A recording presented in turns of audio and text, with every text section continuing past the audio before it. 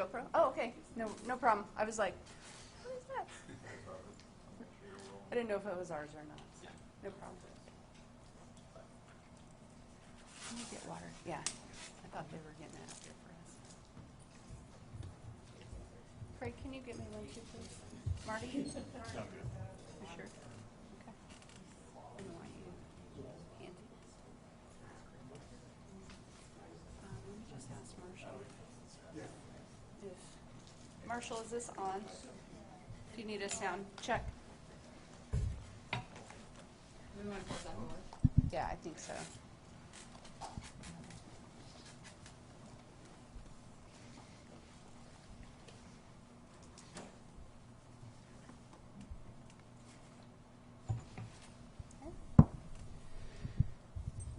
Good morning. I'm Lieutenant Tina Jones, the Public Information Officer for the Portland Police Bureau.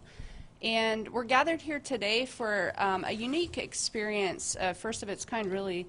I've gathered a panel of experts in crowd management to provide some context and information to our media partners and the public. I know that this is an area that's been of intense public interest, and we want to provide a window into some of the behind-the-scenes planning that goes on and some of the roles that aren't always front and center out in the field. So how this is going to happen today is we have our 5 panelists here who are going to take time to present information one at a time, and then we'll have time at the end for a few questions, and we'll just get going on that.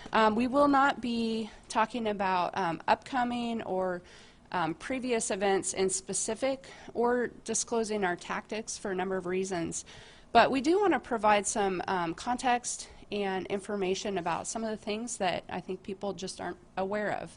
And I've provided a picture up here today. This is a sample of what we call an incident command post, and we'll be talking about some of those things before, but that's a window into some of the behind-the-scenes stuff that we don't see out in the field when some of these bigger events happen. So first I'd like to introduce to you Captain Craig Dobson.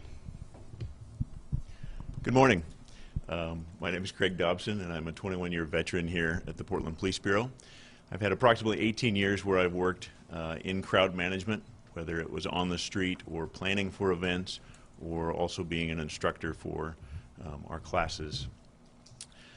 I spent basically 5 years as the Special Events Sergeant in charge of planning and also executing some of the events that we've had during the Occupy years and thereafter. And then also I am an instructor for FEMA for the Center of Domestic Preparedness, and I've taught with them as well across the United States. I think what you're going to see today is the overarching goal and priority for us as the Police Bureau and the city as a whole is to keep people safe. And it's to keep people safe so that they can enjoy their rights and protections that are afforded to them as being citizens and people who live within this country, this state, and for this city. And with that, Portland has a long history, rich history, of people exercising their constitutional rights, particularly First Amendment based rights in the freedom to assemble as well as speech. And we appreciate the opportunity that we have to be part of that community that is there doing that. These events, that demonstrations in particular, are extremely complex events. And what we're hoping today to do is kind of dispel some of the things that maybe people don't understand, or kind of open up the curtain a little bit to allow people to see what goes on behind those events. In order to be successful in any of those events, we have to be well trained. We have to have good planning to prepare for those events. Then during the events, we have to be able to make timely and smart decisions, and then execute those, have proper execution of those decisions on the street, and finally have good partnerships. And each one of us is going to spend some time today talking about those. My focus today is to talk about training. I think one of the perceptions is that our training is limited to teaching officers to stand on a line and how to use their equipment and what the laws are to arrest people. But over time, that has evolved, and so it's far more complicated than that today. When we teach crowd control, we teach it to all of our sworn members, those members are trained not only to understand those things that I just spoke about, but we in depth talk about why do people demonstrate? Why are we there and what is our purpose and role there? We talk about the history of protesting here in the United States and the effects of those things that happen here in the United States. We talk about decision making and provide officers and all sworn staff with a model of how to make decisions by taking in information, processing that information, looking at the risks and assessing those risks, applying the laws that are applicable, and then making decisions and contingency plans to make the right decisions. We also talk about crowd behavior theories as well as social identity behavior or social identity theories to talk about how people interact within crowds and what causes people to do certain things or act in certain ways and the effect that we have in those things as well. We spend time talking about case studies, case law, so that we understand what the current laws are and how our abilities are and what our abilities are to help keep the peace in times of demonstrations. We also teach the incident command system, which is it's based on FEMA's National Incident Management system of how to respond and how it gives us structure. And Sergeant Shell will be speaking a little bit about that. It goes into a lot of our planning piece. We spend time talking about communication and the importance of communication. How do we communicate? Not only with those that are demonstrating, but with the public in large, so that we can keep everyone safe and everyone understanding what it is that we're attempting or trying to do during those events. And we spend time talking about de-escalation and legitimacy. How do we be part of the community and continue to be legitimate and have legitimacy in those events?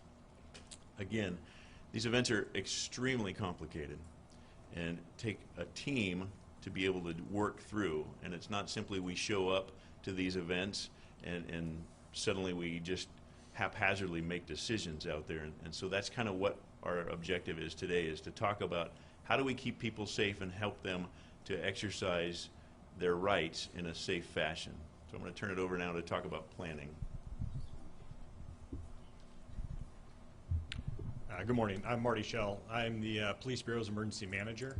I've been with the Police Bureau for over 22 years. Most of my career, or a large portion of my career, has been spent around crowd events or free speech events. I worked at Central Precinct as an officer, as a sergeant. I've been on our rapid response team both as an officer and a sergeant, and I was the sergeant of the Mounted Patrol Unit. And then I said I'm currently the emergency manager for the Police Bureau. So I have a lot of experience with dealing with free speech type events and crowd events throughout Portland. What I want to talk about is planning and how we go about planning here at the Police Bureau, and maybe talk about some of the misnomers about it.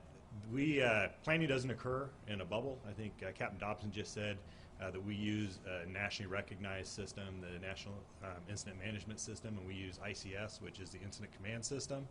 And in that, we're not the only people using that. What happens is it lets us be able to work with all of our other partners, because they too are also using the same systems to do this. Helps us so we can work with Fire, who's here with us today, other partners within the City of Portland, such as the Water Bureau, the Bureau of Transportation, a lot of those other city bureaus or other outside agencies locally, the police and the fire agencies, and then federally. People like the Coast Guard, the EPA, they also use the same type of system to do their planning. And what it does is it's not just on me to do all the planning as the planning person. What I do is I facilitate the planning amongst this team and then a much larger team to coordinate and take what the incident commander wants to do and work that all the way down to what the people are actually going to do out in the field. And so we take the objectives that the incident commander has and we turn those into work assignments for the people to go out and actually do. And so it's a very prescribed process. I won't go into it, but it is a very prescribed process of how we go about doing it. But it is flexible, and sometimes we have to be very flexible about how we're doing things, because not every time or every one of these events will meet that kind of rigid planning procedure. We're also required to use this because we get grants from the federal government, so we're required to use the incident command system while we're doing this. the picture's gone away, but up there, while there is a lot of planning that goes into these events leading up to the event, there's also then the day of, and I think we showed the incident command post there, that then the planning also works the day of to make sure that everything is taken care of, that the command post, the people are there and working. And then afterwards, we follow up through an after-action process that the planning person initiates. And so we not only plan for it, we work the day of the event, but then we also help with the capturing of the lessons learned through the after-action process, so we can get better at these as we go.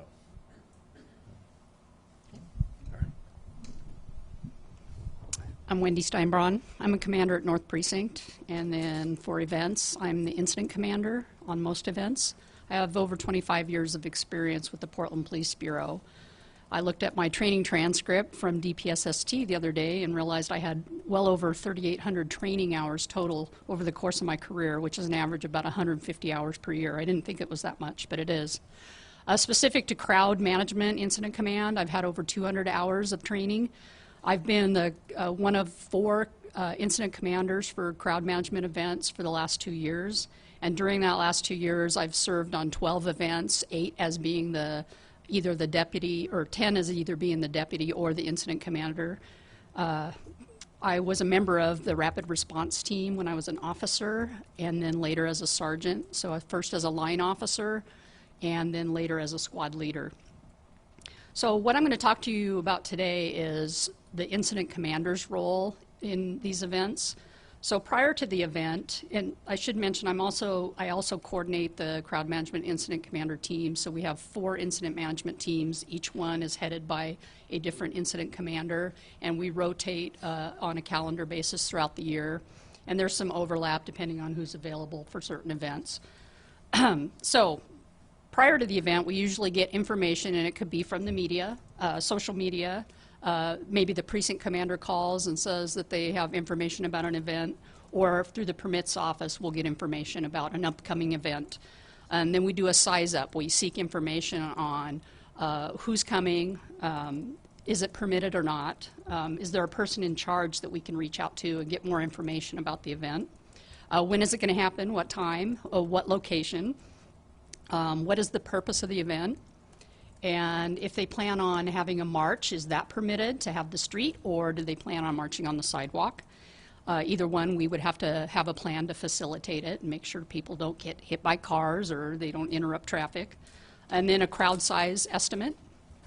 And from that, and that can take, sometimes we get like 3 weeks notice and we'll start the planning process right away. For larger events, sometimes we get more, especially for planned events. And I want to also point out that precincts, especially Central Precinct, they have many spontaneous events that come up that they'll call me. They'll kind of give me the size up, is what we call it. And it's something that's not going to require incident command. It's not going to require rapid response team be called out. And so they manage those within their precinct resources.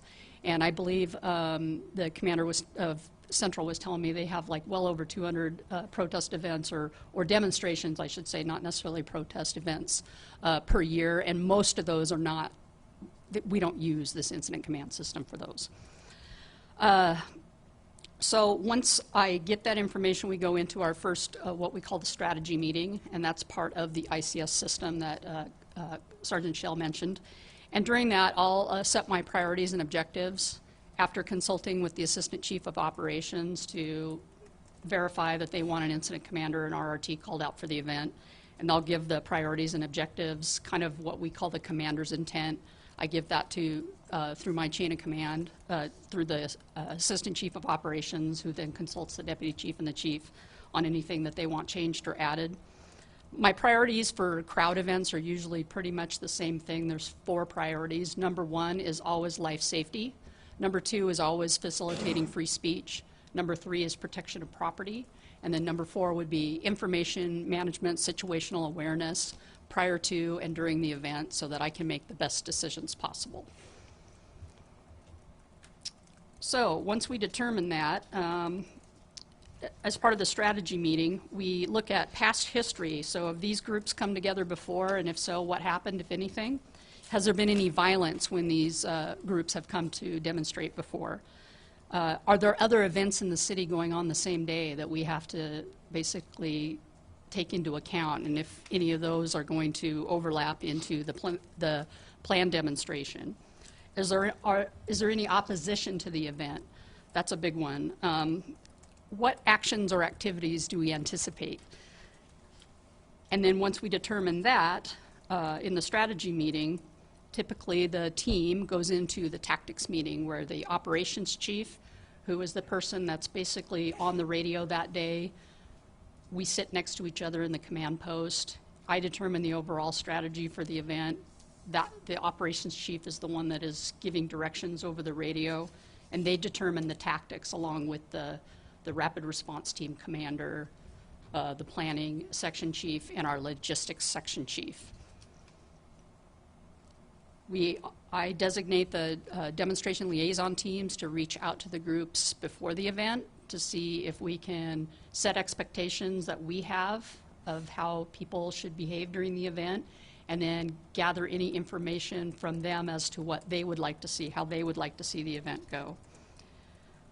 The official planning cycle, after we have the strategy meeting and the tactics meeting, we determine how many resources we need to manage the event safely, what type of resources, whether it be RRT, mobile field force, do we need Parks Bureau to close certain sections of a park, do we need dump trucks to haul away debris, that type of thing. So again, as Sergeant Schell mentioned, we use all city bureaus, parks, PBOT, the mayor's office is obviously very closely involved in this. We order up the resources and then finish determining the tactical plan based on what resources we have available that day. Then we go into writing the incident action plan, which is the document that we use to manage the event. During the event, we continue communicating between the incident management team, our agency representatives, resources in the field, and we do this by talking on the radio, live streaming events. When the media live streams events, we have that in the command post to view as well. And so we pay attention to what's going on, what different coverages are. There are even people that have their own YouTube channels that go out and broadcast live during the events. We monitor those too. And the purpose of that is basically to get a good picture of what's going on. So I may have, police resources in this one area, but there may be something going on blocks away, and if somebody's live streaming that, I get to kind of take that into my decision making. So decisions are based on crowd dynamics, size, demeanor, and the potential for violence. So basically the behavior people are engaging in will determine what we do. After the event, we conduct a debriefing that day. We call it the hot wash, where we get all the supervisors back in the room after we've demobilized all the resources. The event has kind of over for the most part. We get the supervisors in, we do a briefing, what went well, what could have went better. I take all that into consideration. Then I write a report about the public, that's subject to public record, so there's a police report of my role in the event. And then within about 10 to 14 days, we conduct our after-action review, and that goes from the planning section chief all the way up to the chief's office. And that's it. Good morning. My name is Franz Schraning. I'm a lieutenant over at the Tactical Operations Division. I am the Rapid Response Team Commander and also K-9 Unit Commander. I've been with Portland Police Bureau for 17 years, 22 altogether in law enforcement.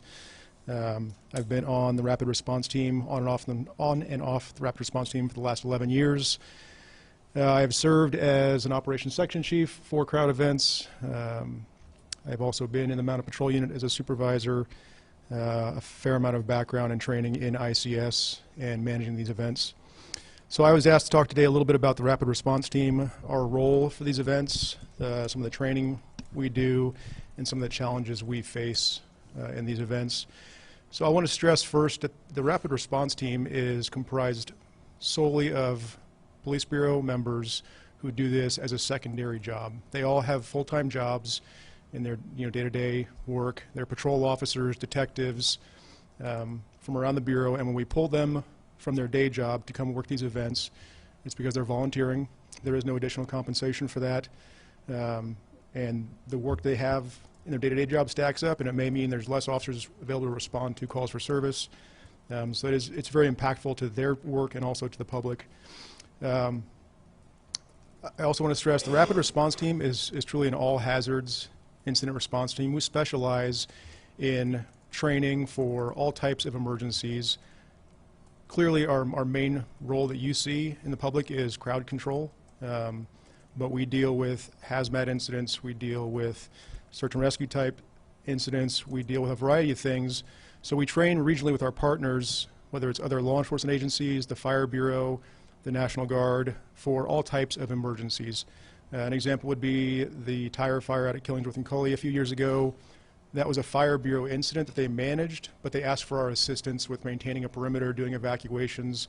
And in order to do that safely, we had members who have additional training in hazmat operations, additional experience and equipment with protective equipment for hazmat operations that were able to deploy and help the Fire Bureau protect the city of Portland and the people in that community. All of our members go through 30 hours of basic crowd management and crowd control training that we conduct with our regional partners. And the reason we do that is so that we all understand what the other agencies are doing. We all learn how to work together, use the same principles for managing these events. In addition to that, we have supervisors and grenadiers who are the ones that use the munitions you see out there sometimes during crowd control incidents. They go through an additional 30 hours of training on how to do that safely, how to deploy those munitions properly. We have members who are trained on how to address protest direct action devices. You may have seen some of that down at the ICE facility down there on McAdam. If protesters decide to use additional devices to try and lock themselves to doors or vehicles, that sort of stuff, we have members who have gone through additional training through the Center for Domestic Preparedness on how to get through those devices and remove those people safely. And in addition, every year our Rapid Response Team members go through an additional 40 to 60 hours of in-service training. And again, that's all types of hazards and emergencies, and we conduct that training in conjunction with our partners as well. So our role for these incidents, as Commander Steinbron pointed out, the incident commander sets the overall objectives for the incident. The operations section chief takes those objectives and crafts, strategies and tactics for how to manage the event, and they pass those on to the Rapid Response Team members out in the field to carry out those missions. And again, it could be crowd management or crowd control. It just depends on what their priorities or directions are. We like to stay in the area of crowd management as low level as we can, but sometimes the actions of the crowd or members within the crowd dictate that we shift to more crowd control. We address criminal behavior, not the content of people's speech, their ideology, any of that stuff. We have no opinion about what they're there for. We address criminal behavior that's going on in front of us. Some of the challenges we face is number one, keeping everybody safe, and that includes our own members. So frequently when we see ourselves portrayed in the media, you'll see what our officers dressed in what you call riot gear, we call protective equipment, personal protective equipment. There are a variety of ranges of personal protective equipment. Every patrol officer who goes out to work the street has protective equipment on. It ranges from our ballistic vests to uniforms to hazmat gear to additional helmets or padding that you would call riot gear. So there's a wide range that we use during these events, and it's focused solely on keeping our members safe. Unfortunately, during these events, we've had people throw objects at our police officers, everything from liquids to bricks and bottles and water bottles and fireworks.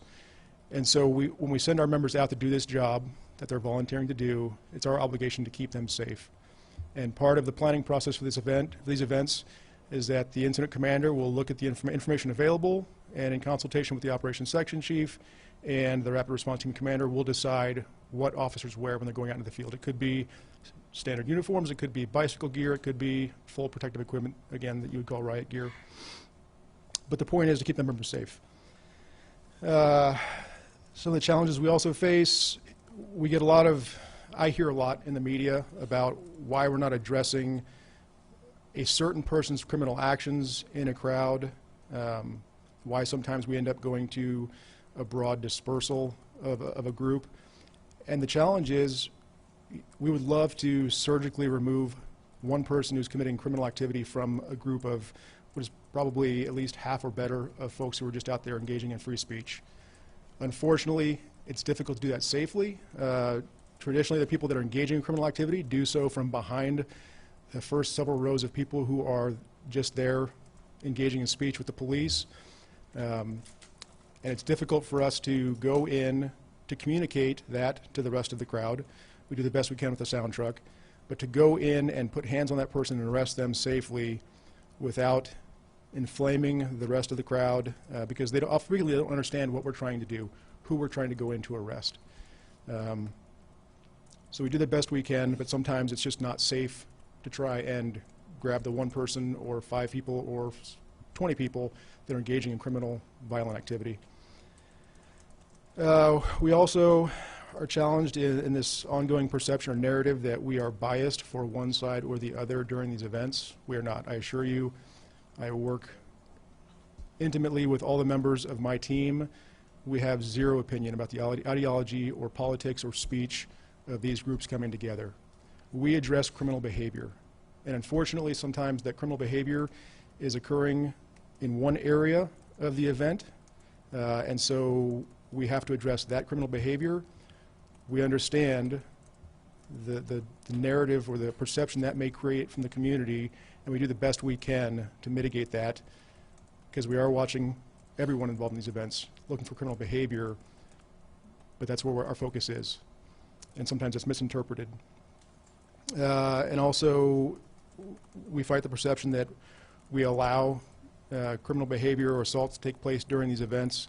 I think the chief has spoken on this at length, but there are times when the resources we have right there in the moment are not sufficient to safely go in and make an arrest or take action. We're absolutely doing the best we can to keep people safe, and we're calling for additional resources and trying to get people there to take action. And frankly, sometimes there's so much going on that even if you have an officer standing near an assault that's taking place, there's so much going on, they're paying attention to so many things, they may not perceive what initially is happening during that assault. And by the time they notice what's going on and they're trying to evaluate whether there's crime occurring, who the primary aggressor is, they're trying to figure out if they can safely go in and take action, communicating up the chain of command to the incident command post what's happening and calling for additional resources. By the time we get all that done, it's over. And the best we can do is try and track that person who we believe committed a crime as they leave that area to make an arrest afterwards. And sometimes the best we can do is document that and try to make an arrest following the event, which we've also done. So it is absolutely not that we don't want to take action or are choosing not to take action. It's just we're doing the best we can to take action when we can, but sometimes it's not safe to do so. I think that's it for me. Hey, Lieutenant Damon Simmons with Portland Fire and Rescue. My role here is I am the lead on the team of EMTs that are partnered with the Police Bureau for these events, so the boots on the ground EMTs that are involved in these events. My background is I've got 20 years with the fire department, and I'm also involved in the state incident management teams, go on wildfires, do several things, but in this case, the primary thing that you need to know is that I'm the lead on that medical team. And so that team came about in 2017, and it was at the behest of the public. The public asked that we have medical personnel more readily available for these incidents to be able to respond more quickly. And so it took a little bit of time, but that was put into place, and it's been very effective. I can tell you that we're there to provide medical aid to anyone who's in need. It allows us to get to patients more quickly, evaluate them, and then determine what other resources that we need to bring to the table. It allows us to get those resources in and out safely. It allows better coordination in the event that the medical situation escalates to a mass casualty incident or something like that. We're also able to provide all the resources that the Fire Bureau brings to the table, so our hazardous materials resources, our technical rescue resources, all those are brought to the table, and we have members on our team who are experts in those areas.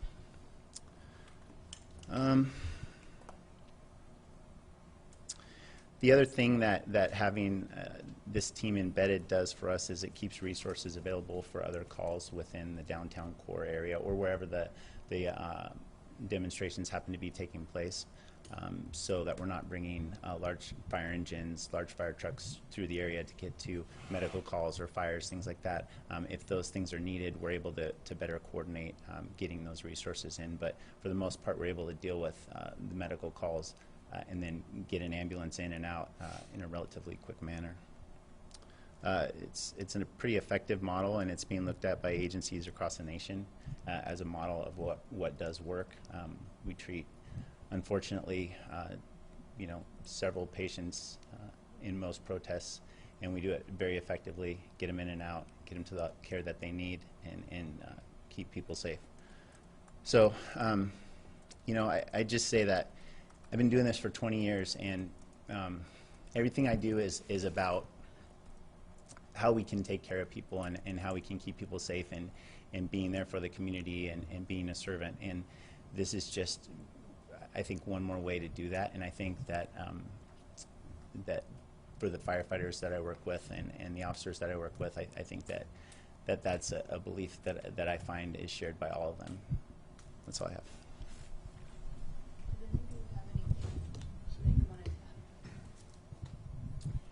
If I can just add just a couple of additional things. Like Commander Steinbron was saying, we have over 200 events a year that we monitor, and many of those events, on a typical year, less than 10 of those require us to actually call out a team, or that we have any kind of violence in where we have to make arrests. And in the large majority of them, they're all peaceful, they're all quiet, and everyone is able to go home safely, and there's no problem whatsoever.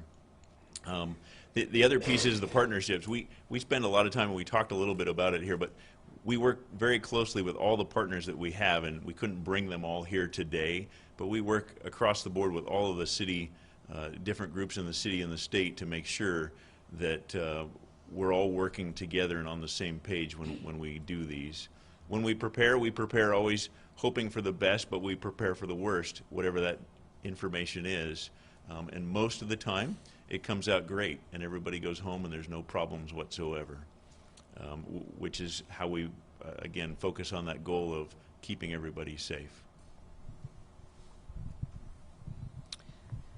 Thank you. Did anyone have anything else to add? Okay, we have some time to take some questions if you have them. And again, we want to focus on, the expertise that's here in front of you. We're not going to be answering specific questions about prior or upcoming events or tactics, but, we want to help answer any questions that you may have. Yes, Alex? Yeah, I have a question about the rapid response team you mentioned. I just want to clarify. So those are all volunteers. They volunteer to do that work. Are they not compensated for those hours they work for protests? Is like in that kind of volunteer way, or are they? I'm going to repeat the question since we're recording. So the question was around the rapid response team and their volunteers, but what is their compensation? So no, I appreciate you asking the clarification question. They are compensated for the hours they work. When I say they are not compensated for their duties, a variety of assignments here in the Police Bureau, like our Special Emergency Reaction Team, K-9, Traffic, have premium pays associated with assignment to those units. Under our contract with the PPA, for rapid response team members, there is no additional premium pay. They get solely what they would earn for hourly wages. I had a question about de-escalation tactics. What are ways that you can de-escalate a situation and protest, and what ways have you found have worked in the past? The question was around de-escalation tactics and what ways do we have to de-escalate situations and what ways have worked in the past. I think one of the things that we're developing now and have been using for the past year is the use of the police liaison team, or we call them the demonstration liaison team. So depending on the number of groups, we will assign teams of 2 officers each, and they will be assigned to that group to reach out to any group organizer, any self-proclaimed leader, the permit holder if they have a permit, and talk with them ahead of time about what they expect to happen, what are their expectations, and setting expectations from us about it, you know, these are the things that we'd like you to do. Like if you plan on marching, we'd like you to get a permit, but if you're not going to get a permit, we'd like you to at least tell us what the route is so that we can safely facilitate blocking off traffic for you. Those types of things. And I think talking and developing that ahead of time goes a lot towards managing the event. This is something new that we've been trying, like I said, for the last year, and we've sent our members up to training in Canada recently to kind of look at their best practices and learn from that. And they're doing a bureau-wide training with those liaisons next week.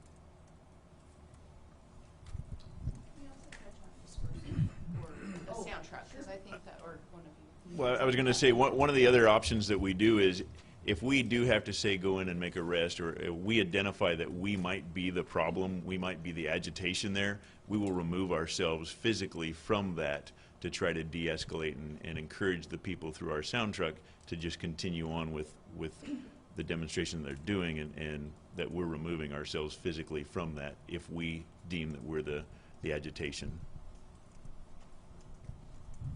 Yeah, thank you for mentioning that. I noticed that people in the crowd often clap when we do that, and we are doing it intentionally. So dispersal orders, is that what you want? We're talking about de-escalation and sound truck, and we're communicating on social media and saying. Okay, yeah, so we push out those messages ahead of time. If we're getting ready to disperse a crowd, I wouldn't really consider that de-escalation at that point, because basically we're giving an order for people to leave the area. But we try to give out plenty of notice. We try to let people know the direction that we'd like them to go. So is that kind of what you're getting at? Okay. And even before then, so, and maybe I can. Yeah, why don't you cover the social media? So you guys are the ones sending it. So I know from the communications team, we push out messaging ahead of time to the public with instruction as far as, you know, what's happening and where, so that people can try and avoid the area, and if they're planning to come, what some of the expectations are about, say, park rules or some of the laws.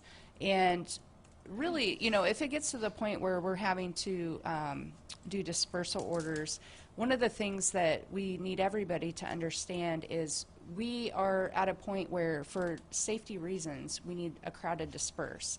And those orders apply to everyone, and whether it's media or someone who's standing there and looking. And I think sometimes people think, oh, it doesn't apply to me because I'm not here for this event. But it does apply to everybody who, you know, if it's get out of the street, if that's, you know, the instruction that's in the order that's being given, or what direction to go, we need everybody to comply with those orders for public safety.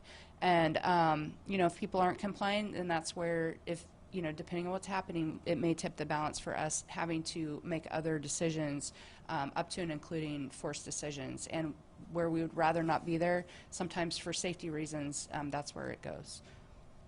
Anything else to add? But I think every event is different, and we attempt to de-escalate every event. And so for some events, we'll have officers who are out there in the crowd in their normal uniforms or in bike uniforms, because sometimes our presence helps de-escalate the event. For other events, if the group is clearly anti-police or anti-government,